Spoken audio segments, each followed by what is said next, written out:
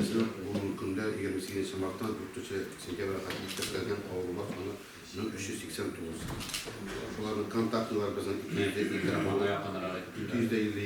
252 kontaktılar slaytta proseslerini oyurmayı bile 739, bunun günde 72 pneumonia bile 398 hem analizden alıngan bizden 1565 kişiden şuların 1555'i hazır ki onursa bizim işte napolisa работает.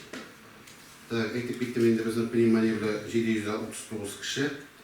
Bunun günde 3 kişinin şalgala жіберген, 354 kanalarının.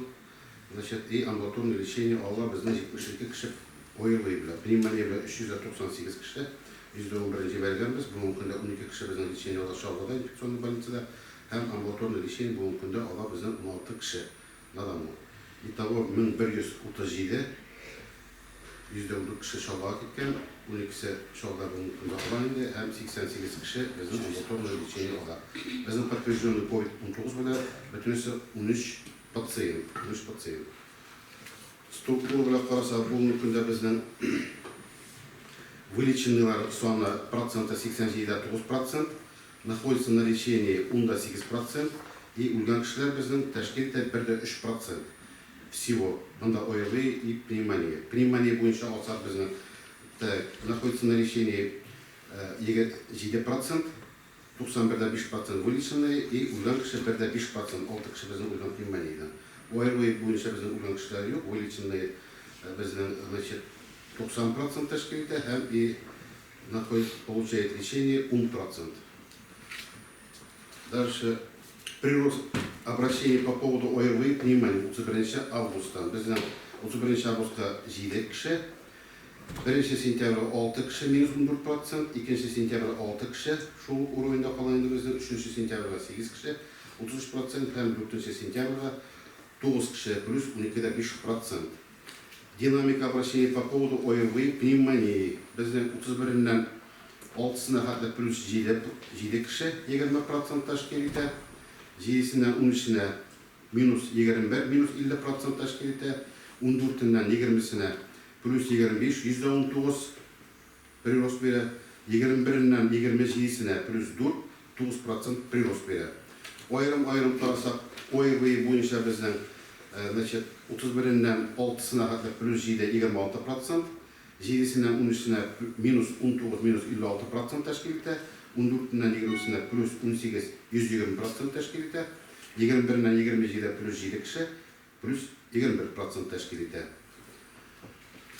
Біз пневмонияны қарасақ, қазір пневмонияны біздің 31-нен 6-сында кіші болмағанында 0%, 7-сінен 13-сіне минус 2, минус 25%, 14-нен 21-сіне плюс 7, %16% тәшкеліті, 21-нен 27 августқа минус 3, минус 23% тәшкеліті. Заболеваемостьны қарасақ, біз қазір шоғыштырып 2019 жылда біздің енді 2019 жылында 8 айға 121 кіші болған. Пневмония біле 20 жылда 398 кіші, плюс 272-ге көбірек болып шағайды біздің. Заболеваемостьны қарасақ, на 100 тысяч населения біздің ұзған елған 357-3 болған, бұйыл 1163-8. Бұл 225-7% прирост берейінді, шақыштар қарағында. ОРВ бойынша қарасақ, 740, біздің 20 жылына 1179 прирост бере плюс 439-ға артығырақ. И заболеваемость ОРВ 100 мың населениеға біздің ұзған ел болса 2488, бұйыл тәшкелеті 4012 на 100 тысяч населения. И бұл біздің бере прирост 61,2%-қа артығырақ берейді. Абсолютно біздің ұшады инфекция бойынша. Но әйтіп кеттейінде бұл замақайына біздің грипп қақпаша вакциналар қойыпты 4080. Бұйылға отчет бойынша біздің 2040-ға іштенген бұл есептленегенде. Шуңа көре бұның бойынша біз енді коллективтарға барып іштейміз, шуңа көре біздің группа бар шығарға. Больницаға келселер енді башта өзіңіздің врач общий практикаға кіріп, участковый терапевтқа барып көренесіз де, и прививочный кабинетқа кіріп, значит, вакцинация аласыз сіз.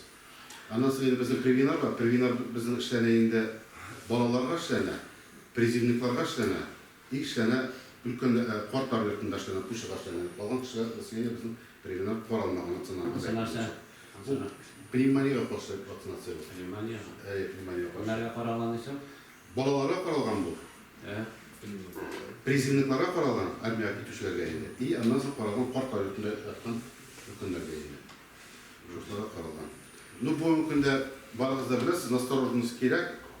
Обращение биздин мына айтып кеттим. ОРВИ менен пневмония менен обращаться этелер. Пневмония менен довольно-таки серьезный оорулар бар. Поражение 30, 40, 80% поражение бар. Биз аларны ошолорго жиберип, шуңа көрө ар бир кишиден насторожен болорго тийиш. Масочный режим, перчаткалар, андан соң энди баары если ауру экенин биз энди аларды изоляцияга нетер амбулаторный лечение при необходимости от тяжести состояния стационарга салабыз. Биз энди пневмонияларны шолого жиберебиз, өзүбүзгө солого тырышмайбыз. Если энди бик тяжелый форма болсо, нетранспортабельный ооруларды биз өзүбүздө калдырабыз. Алардын лечиттери энди андай оорулар болсо. Пока шолго ала Нече киши 12 киши. 12 киши лечение лечение алып кайталар. Шуңа көрө настороженность болорго керек. Тиешинде. Кимеде деп алар бик успокоение болорго тийиш болот. Биз энди карабыз критерийибиздин температура. Если температура болай экен, все однозначно или скорый чакыртасыз, или обращаться этесиз биздин фильтр болсо. Биз анда карайбыз. Если показания бар экен шолого жиберге, биз жиберебиз шолого. Обязательно сатурация карайбыз. Значит, анализин алабыз. Анализин ковид алабыз. Андан соң эле рентген наблюдение обязательно кирегенде, потому что обычно типичный пневмония тугуйтунду. Шуңа көрө обязательно ушундай исследование өткөрөбүз энди. При необходимости биз жиберебиз дагы шолого компьютерный томографияда тоже жиберебиз, по показаниям жиберебиз. Ошой эле. Настороженность болорго тийиш, пока бар инфекция жок деп айтып болмойлу. То прирост берет, то химия вроде бы, то дагы берет, тяжелый запущенный случайларды берет. Шуңа көрө халыкта коллективдерде башкалар өзүлүгүнө турат, сиз баардык жерликте жооптулукка да, колго жеткер боюнча да сиз жооп болуп турасыз. Мектептер боюнча да мектепке бергене балада температурасы өлчөмүнөн чекерге тийиш түгүл. Ар бир баланын, ар бир окутуучунун температурасын өлчөп бертерге керек мектепке. Бергене температурасы югары бала иде окутуучу болсо да, аны обязательно кайтарып жиберге керек. Директорлор боюнча айрым зансы боюнча да, башкалар сиздер балалар бакчалары шулай биздин киши жыйыла турган жери. Особенно турган ушул больница, ошо катлар биздин интернат мектептер, аларда бик осторожный болуу керек. Биздин элдер аша кетирип чыган, нашада кетирип чыган, шуңа көрө бир отбой жок, вирус бар, вирус серий, сактанарга керек, өзүбүздөн турган иштер керек.